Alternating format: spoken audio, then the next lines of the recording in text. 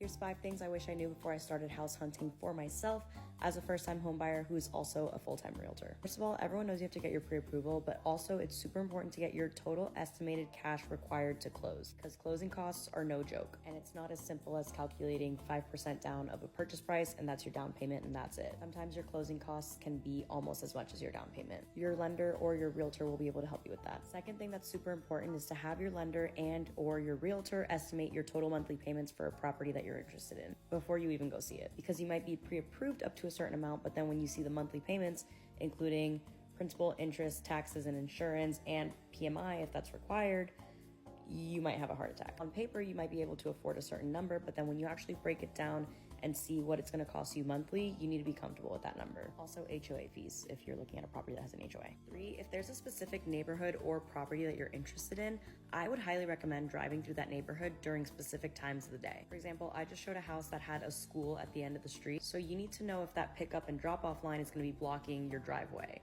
6 p.m. when everyone's home from work, you'll see if it's an active community, if there's people with dogs. Same goes with Saturday afternoon. And at least here in South Florida, we have churches like randomly sprinkled into neighborhoods sometimes. So I would recommend Sunday mornings just so you can see where people are parking, if they usually park on the street, in front of your house, in front of your lawn. These are things that you need to know about a certain area before you buy a house there. Number 4, price out different options to keep in mind. You might think that you want something turnkey, but then pretty much every house you go into is gonna have a little something that needs to be done. So regardless of your pre-approval amount, make sure you set limits for yourself. That's like, okay, if it's a fixer-upper, this is my max because I know I need to keep X amount in cash in order to fix up the property. But if it's more turnkey, I feel comfortable going up to this number. And again, run those monthlies and make sure that you're comfortable with those monthlies. You might think that you want a turnkey property, and the more you look and the more you do research, you might realize it might be worth it to go into more of a fixer-upper. Number 5, don't get discouraged. I literally do this for a living, and the first offer that we put on a house that didn't get rejected, I cried.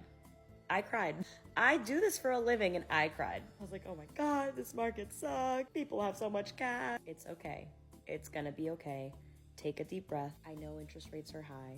I know houses don't cost $200,000 anymore. Some of the things that you see out there will make you question everything that you know. For example, I showed this house. They were asking like $590,000, advertised as a 3.2.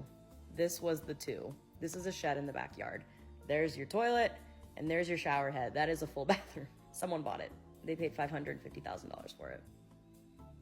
Anyway, don't get discouraged. You're gonna find the right house that's for you. Make sure you have a really good lender and a really good agent who can not only help you with the financial and contractual side of things, but also with the times that you're like, this sucks, I'm not gonna buy a house ever, the world sucks, everyone hates me. They will be able to bring you back down and help you take a deep breath and remind you that you're gonna find the right house.